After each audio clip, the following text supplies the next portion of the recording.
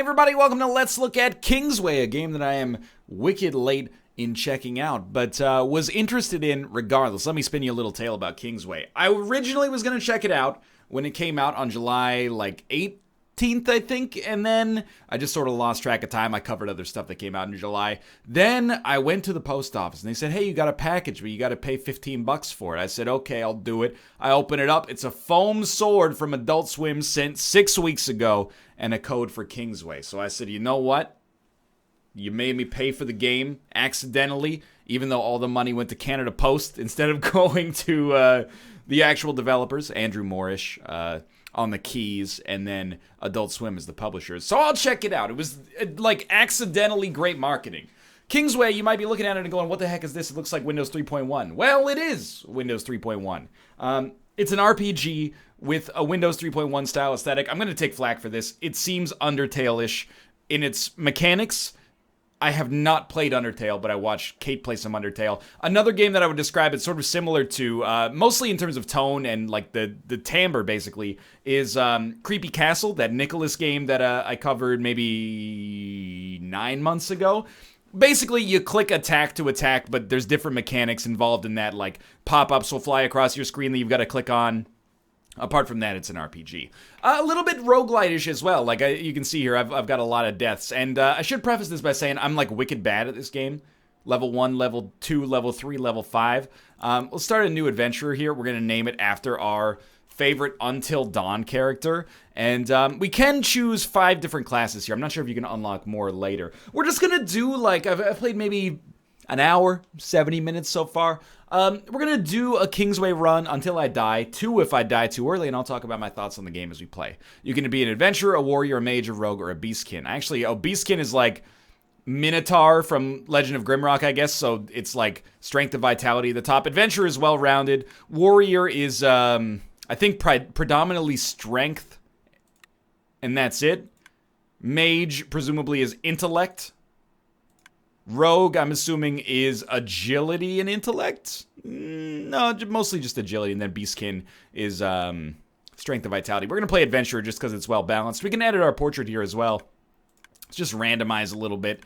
And we had a decent Sam back there. I'm just going to hit it 3 more times, so you don't think there's an agenda here. 1, 2, 3. There you go. That's our Sam. Accept, and we'll start it up here. We can also take an advantage with us right off the bat if we want. Let's take plus 6 health points, help ourselves out a little bit here. So, it's going to be a little bit overwhelming the first time you look at this. You're going to be wondering what the heck is going on here. But it's actually, I mean this with no disrespect. Kingsway is a gimmicky game. It has a gimmick, and the gimmick is, okay, let's get this message off the screen so we can get rid of it forever. But, it has a gimmick, but the gimmick is sort of cool. The gimmick is almost like Papers, Pleasey, where you have an interface here that represents the interface that you interact with the game via. And in this case, it's like not really Windows 3.1, but more of like a Windows 95 style operating system. So, every one of these icons on our desktop here relates to something to do with the game. So, up here, this is like our damage log. I don't think this is that relevant for me because I never look at it. Our status indicates basically our health and magic as well as our experience level. My bag is our inventory system, so we can arrange these windows however you like. You could also, if you chose to, I suppose, just not have any of them on the screen and just use them as necessary. You can also access them from down here, or you can access them from the start menu. So the way that the combat or the actual gameplay works is very similar to something like FTL. We have an overarching quest, and our quest is that we have to light 3 beacons and get to the King's Castle, and I don't know what happens at that point, but I do know that if you light a beacon, you fight a boss, and the bosses thus far hate me. By the way, I'm assuming, here's our stats. We'll be able to level those up. This is our damage, our defense. I believe this is probably a morality scale, but I haven't experienced enough of it to know how that actually impacts the game. Every time you move, you're presented with these nodes. You can get into random encounters before these nodes. You can get into encounters at the nodes, and you can also have FTL-style choose-your-own-adventure stuff happen at the nodes. So why don't we just travel first, and you'll see. This pops up a window here. We're going to move. We get there. You see another wanderer crossing your path. They look scared. Approach. The wanderer appears to be injured and asks for your help. I will give potion. The wanderer gains strength and thanks you. The wanderer tells you about a great treasure and marks its location on the map. So that'll be right there. Let's travel down to that. And we've got our first encounter here. Now, I'm going to go through this pretty quickly because of the fact that if we don't, things could go terribly wrong. But now we can actually take an opportunity to look at it. Basically, that was the interface that we engage in attacking and defending through. There's an attack button. There's a block button, which is made that much better if we actually had a shield equipped. There's an escape button, and then there's 2 other skills. And we can actually change those up as we learn new skills. But the skeleton battle is really simple. You basically just click attack until you win and hopefully don't run out of HP.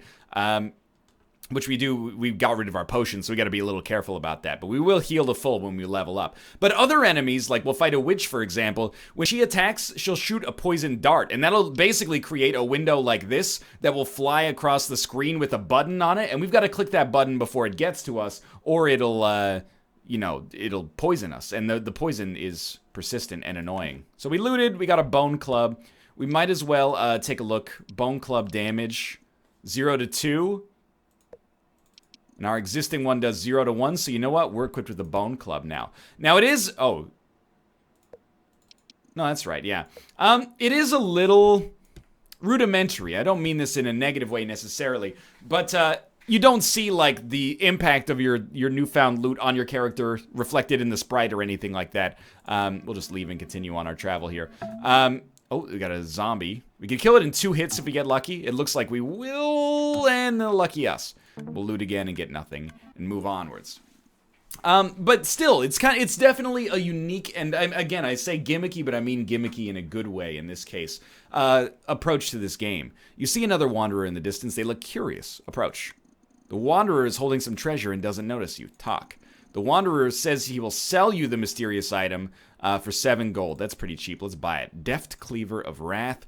And then usually you get the opportunity, if you're friendly with people, to talk about either rumors or advice. And I'm not really sure what the difference between the two is. Rumors seem to be information about like the lore of the world, and advice might be mechanics. You'll get better deals at shops if you have a good reputation. Hey, I actually did not know that. That's good. So the Deft Cleaver of Wrath, we got to be level 5. It gives us agility and extra crit damage. It does 2 to 2 damage and has a weight of 2, which is in our bag right now. We have the weed number as our present weight, and the weight limit is 25. So, this is our inventory system. Again, there is a rudimentary weight system. And you might think by looking at this, and I know I did, the first time I looked at it, I was like I thought it was minimalistic, I guess would be a good way to describe it. And it is, but there's actually quite a lot of stuff going on here. Beyond the fact that many different enemies have different novelties associated with them in combat, like the poison dart, or you'll see flashbangs or other explosive bombs come in later, probably. There's also a quest system, which I'll bring up here. So there's these guilds that we can come across, basically in every town throughout the map, and we can turn in quests and then get rewards for them that'll give us experience and also other valuables. It's not just like one overarching main quest. And then beyond this, there's actually quite a lot of options to choose from when you level up. It's not just like, where do I want to allocate my stat points? You can do a character build. I'm actually surprised how robust the mechanics of the game are on an RPG level for a game that, first off, is $10, which I usually, at this point, tend to think of as a little bit on the cheaper side as far as indie games go. That's like a AA indie price. $15 seems to be the standard these days and has been for a little while. But beyond that, I thought that maybe it existed and was doing okay basically on the, or getting good reception, I should say, basically on the strength of just its gimmick. And I don't think that's the case. I think there's kind of a cool, albeit minimalistic, still cool loop that succeeds over and above the novelty factor that's, I guess, pretty obvious. So let's get this treasure that we found. Now, don't take that as me gushing unnecessarily. I promise we'll get into more interesting combat as we level up, by the way, which we're almost at. Loot, nothing found. Okay. There are some criticisms that I have with the game, and some of these criticisms, we do have a key, so let's unlock this treasure chest that we have here. Oh, there was an arrow there, which we managed to dodge, and we get a mighty travel shirt of stone and a cleaver as well. Cleaver requires level 4. Travel shirt requires level 2, which we're close to, but it's new equipment. For one, I've encountered a lot of the same nodes over and over and over. And I don't mean their position on the map. I've encountered a ton of, this traveler is injured. Do you want to give him your potion? I've encountered a ton of, hey, there's some bandits. What do you want to do with them? spoilers, unless you want to fight 2 to 3 enemies simultaneously, or what consecutively, I should say, you should probably run away. I've encountered a lot of, you've encountered a derelict house, what do you want to do? And then within those, there's some kind of sub-events that can happen, but they tend to be pretty samey. So I do worry, at least in the early game, that maybe there's not a ton of variety in terms of the actual nodes that you come across. And admittedly, the early game combat is a little bit on the samey side, without a doubt. We're very close to hitting our next level. Nothing found. We need 3 experience. You come across another wanderer crossing your path. They look harmless. The wanderer greets you. The wanderer wonders what you'd like to discuss. Let's learn some rumors. The wanderer says the Clot are a group that worship the Sky Eater. They live in the tombs underground and resurrect the dead to protect themselves in their forbidden rituals. Okay, thanks a lot. Let's travel over here to this fort. And when you get to, I actually have never been able to do fast travel, so I'm kind of surprised there. When you get to a fort, or really any kind of town, they usually have a guild. And what a guild allows you to do is actually put stuff in storage. So some of this stuff we might say, okay, required level 5, we're pretty unlikely to be able to use that anytime soon. So this is like a shared, what do they call it in Diablo? It's like a stash. So no matter where we go, as long as we can come across a guild, we can pull anything out of our storage area. It's like a static storage location. And you might be saying, what do we need for this? Required level 2, so we want to keep that. You might be saying, why not put the broken sword in there? Well, I'm going to explain that, actually. This is also where we turn in our quests. The reason is I'm going to go to our weapon shop, and I'm actually just going to sell our broken sword. We don't get any money for it, but it also stinks, so I don't mind that. And this is where we could buy new stuff if we wanted. There's also an armor shop. Again, we could buy new stuff here. What do travel boots give us? +2 travel distance. Slippers are +4 magic item find. Travel boots +2 travel distance and 1 defense. You know what? Let's buy those. It's cheap. View cart. Check out. Complete transaction. It's actually like harder than buying something on Amazon. Accidentally buying stuff on Amazon with 1-click Amazon Prime. Here I gotta click OK 10 times. That's not meant as an insult. Anyway, we're not gonna rest because we're about to level up anyway, and then we'll be able to equip some new stuff. So let's move along here. I have no idea what being able to travel further does unless it opens up more nodes for us. You come across another wanderer on your path sitting on a rock. They look scared. Approach. The wanderer is being attacked and is losing. We can either leave or help them. Now, this is, it's probably going to help our reputation to help, but in a lot of situations, we're going to want to leave. The game is actually, I'm not going to say difficult. I think I'm having a little bit of trouble grokking the inherent language in the game. By the way, you might be wondering what's going on with the music here. Dude, give me the longest track that I can find. Sick. Anyway, it's not always the right decision to help is what I'm getting at. You can be killed pretty easily if you get into encounters, especially in the early game that you're not ready for, but we'll help out here. There's just a skeleton at the present moment. We'll attack for 2. We'll attack for 3. We've leveled up. Let's get loot. A key is like a universal key. We can use that for anything. And then we've hit full stats again because we've leveled up. So we get 3 stat points and a skill point. Let's just go for agility, vitality, and strength. Those are the easiest ones to like use properly, I'd say. Now, is there any way can I lower the volume? Could I lower the volume of this section, perhaps? The music's getting a little on the loud side for me. Just give me a moment. I'll just pull it down a little bit. It's not the game's fault. That's my own audio balancing woes. There you go.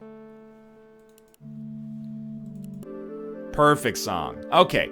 We're going to choose new skills as well. So whenever you level up, and this changes depending on your level and also the class, you get to choose some skills, some of which are active and some of which are passive.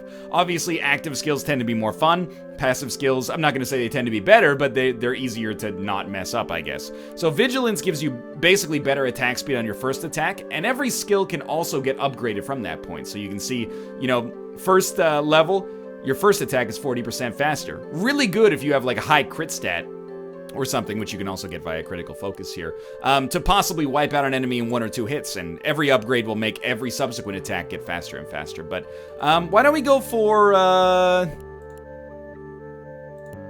heal? For magic cost of 3, we can recover 9 points of health, and when we learn it, this will also take up this skill slot here. So now we have a 3rd skill that we can use. Attack, defend, or I guess 4th skill. Attack, block, heal, and escape. I don't know, this music is so menacing right now. And when we get more skill points, we can upgrade them as well. So now we have an opportunity to heal ourselves even if we're away from combat, which is nice. The Wanderer tells you about a great treasure and marks its location on the map. Sick. This is what I mean by saying that it gets a little bit samey sometimes in between the encounters here. Or within the encounters. We just got a new quest. Skeletons in your area. The Church of the Ascending has been raising the dead from their own graveyards to protect themselves from many threats of the land in these trying times. Unfortunately, the animators of the church also often lose control of their unearthed and don't clean up their mess. Bring us some skulls intact and we can give them a proper burial. If we bring 4 skulls back to the guild, they will give us a traveler's ring. Again, I kind of have the same criticism here that I've had of the encounters. This is like the 4th time in 4 missions, or 4 characters that I've gotten this quest. There's another one that's like, you know, bring us these 4, or not 4, but bring us 3 mushrooms and we'll give you some ghost jelly. You'll see, basically, that these will show up from time to time. Or every time, perhaps. Alright, so we're fighting a Corpse Eater. We should have equipped our better equipment. You can see the enemy stats, they're level 2. The Corpse Eater does some weird sort of like, hole digging thing. Hopefully we kill it here. Nice. And we got a shield +1, so let's equip that. Oh, we can't yet. We'll leave it there so that when we hit level 3, we're ready. This allows us to be better at blocking, beyond also giving us defense. And then we can put on the Mighty Travel Shirt of Stone, which I believe gives us +1 strength and also extra travel distance, which is sick. And can we equip the Cleaver? Not yet. We'll leave and continue and get this treasure here. It's being guarded by a creature. It is a cultist that is a level 2 human. So you know what? We might as well try to do some blocking here. I think that the best way to do this, because the block happens... Oh, there was a curse they tried to apply to us. I think the best way to approach this is probably to try to get an attack and then land the block because it has a much slower casting time. So you attack, quickly block their attack, and then go back to attack and like rinse and repeat. So there actually is like some... Ooh, Half Moon Dagger. 1 to 3 plus 8% lifesteal. Interesting possibility. And we'll open the treasure chest. It's a freaking mimic. It's level 2. Okay, nothing to worry about. Look, see, like, this is what I mean. You have to unblock, by the way, which takes some time. And I don't know if it's actually saving us that much in the end here because of the fact that it seems to block 1 damage, but it might be costing us the ability to do some extra attacks in the interim period, so...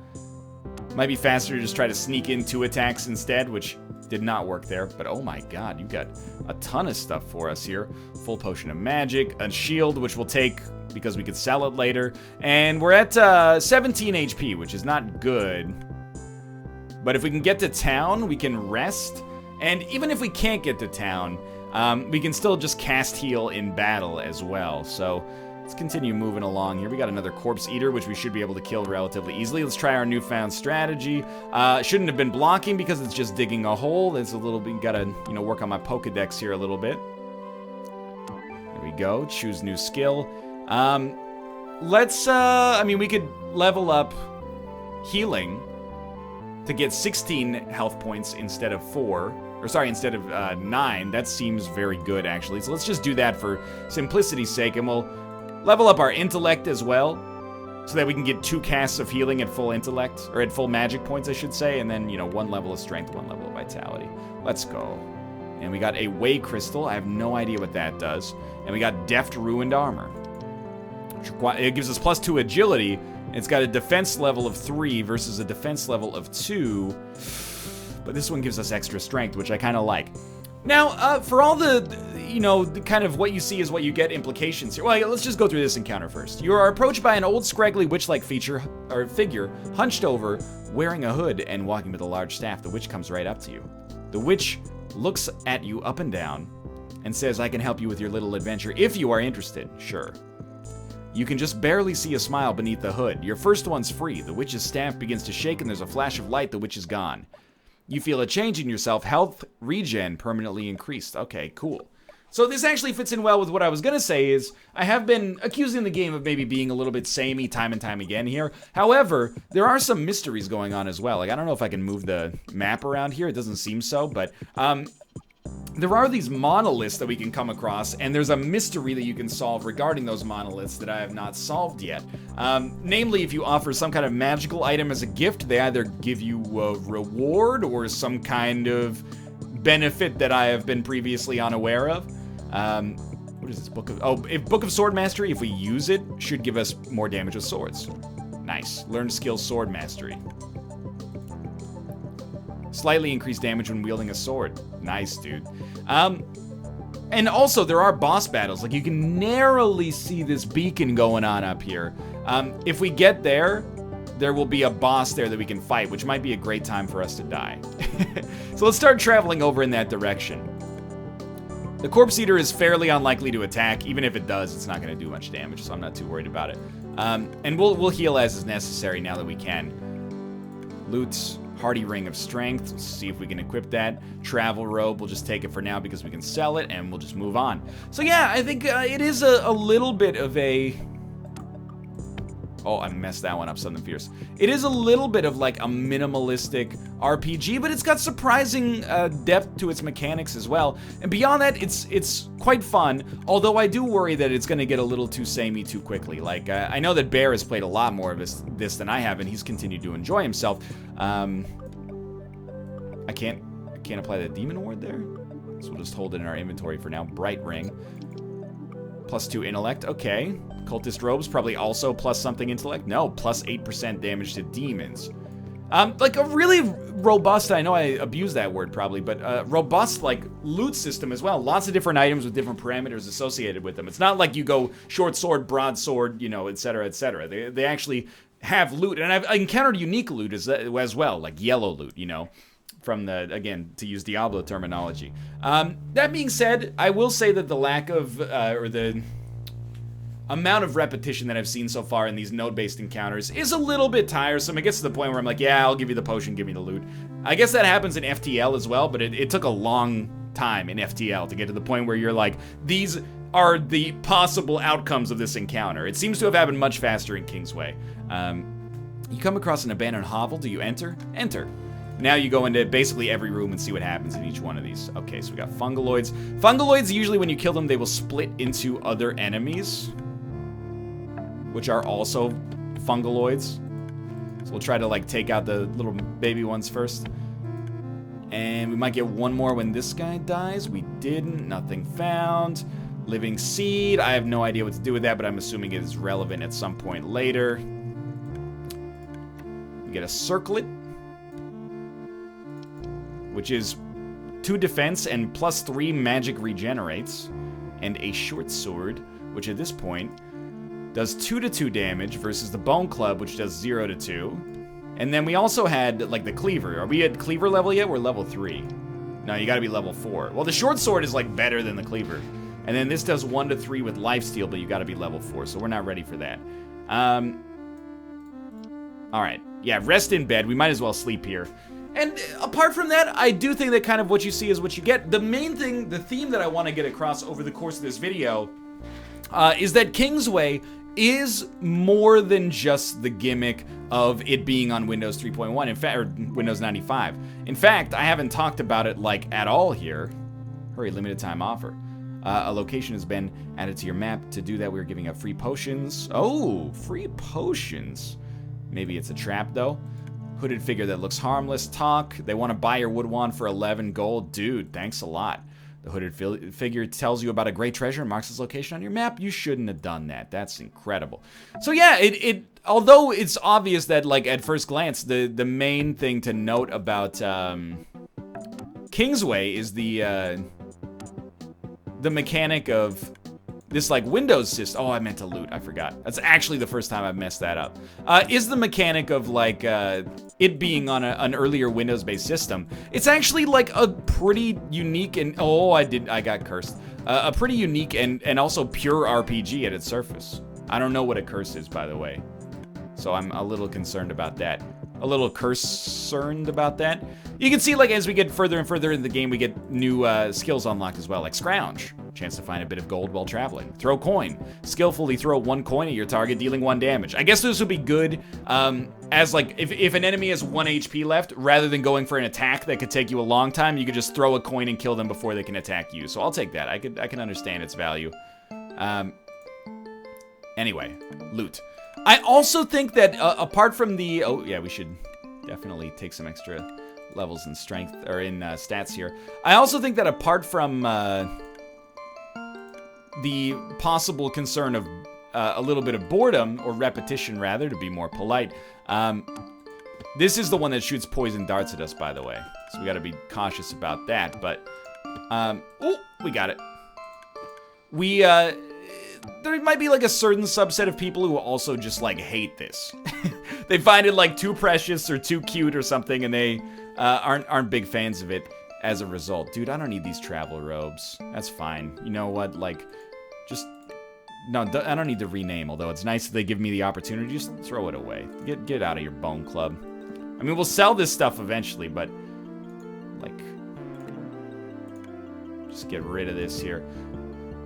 Okay. Music so far, I've experienced very little of it, but it's been nice as well. So let's travel to this beacon. We will have to fight a boss. This boss will probably kill us. This is not even the boss. This is just a random imp, dude. No, I should have gone for the block there. That's this is gonna cause problems. Okay, go for the block. Unblock, attack. This should kill it. We're very lucky. Loot, hardy ring. Loot management has not been a problem so far. I'm hoping that that stays the same. Corpse Eater appears. Corpse Eater's not that bad. It would be nice if we could level up before we fight the boss, but I'm basically just gonna finish this, like, for the video, for lack of a better word. So we'll heal up here. We'll get 1 heal to use on the boss. Throw coin, throw coin. That's how you do it right there. We even got 2 gold out of it anyway. We get a buckler and a deft small shield of stone. Even better, probably. I'm also, like, I'm my own worst enemy because I'm too lazy to check stats most of the time. You stand before one of the 3 guardian beacons. The ground is littered with the corpses of other outsiders. Let's approach. I'm ready to go, dude. There's an inscription. Light the 3 beacons to open the path of the king. This beacon is guarded by Kitgol. Light beacon, dude. I'm ready. He's got 173 HP. That's a lot. Illusion appears. Nah, get out of here, illusion. I don't want to deal with you. That's too many illusions. Just keep attacking. He did 11 damage. Quickly get that heal, then use the full potion of magic, please. You gotta heal, you gotta heal. I messed it up. I am dead times a million. But you know what? That's a pretty good indication of my time in Kingsway so far. There's one more thing to talk about, and that's that you can use your gems to unlock new stuff that you can actually take with you. So for example, we could unlock, for 30 gems, we could permanently unlock the ability to start with plus 10 HP, but that's chosen as a gift. It doesn't give us a permanent advantage, it gives us a permanent choice. Previously, right now, we can pick, like, plus... Oh, thanks, Alucard with syrup. Really appreciate it. Not being sarcastic. Basically, this unlocks a gift that we can choose with our character at the start. So we can't do that right now, but if we wanted to, we could unlock, like, 6 gems to unlock the shield. Also, things we could do for, like, our appearance here to get extra cursor stuff and, hotkeys. I kind of don't like that hotkeys are restricted behind gems, but they are very, very cheap in the whole scheme of things. I kind of wish these were... I think this is the kind of thing that if I was a more anal person, I would be annoyed. I mean, why are you locking features behind in-game currency? I don't respect it. But I kind of understand as well that these are cheap and good for quality of life. So, yeah, we unlock the shield. Let's close that up. If we start a new adventurer and just like randomize name and play an adventurer, we can now start with the shield instead of the dagger, as you can see. So anyway, this is Kingsway. I do think its biggest concern is that it's a little repetitive. And if you're not into the gimmick, you're probably, not going to have a fantastic time. However, it is more than meets the eye. A lot of times I say what you see is what you get. But in this case, I think if you looked at this and went, it's probably like a kind of a crappy RPG made cool by the fact that you've got to do this OS kind of like management. Basically, the UI is cool. It's more than that. It's actually like a kind of interesting roguelite. The music was banging. I've had a good time with it so far. I'm a sucker for anything with roguelite elements, but I do think that this does a pretty good job of it. It plays quickly, and it's reasonably fun. Not to mention it's a little bit on the cheaper side at $10. So also a good fit for Adult Swim. I know that they published the developer's last game, Super Puzzle Platformer Deluxe, which we played ages ago. Like 4 years ago when it originally came out. But yeah, I think I like Kingsway more than I expected that I would.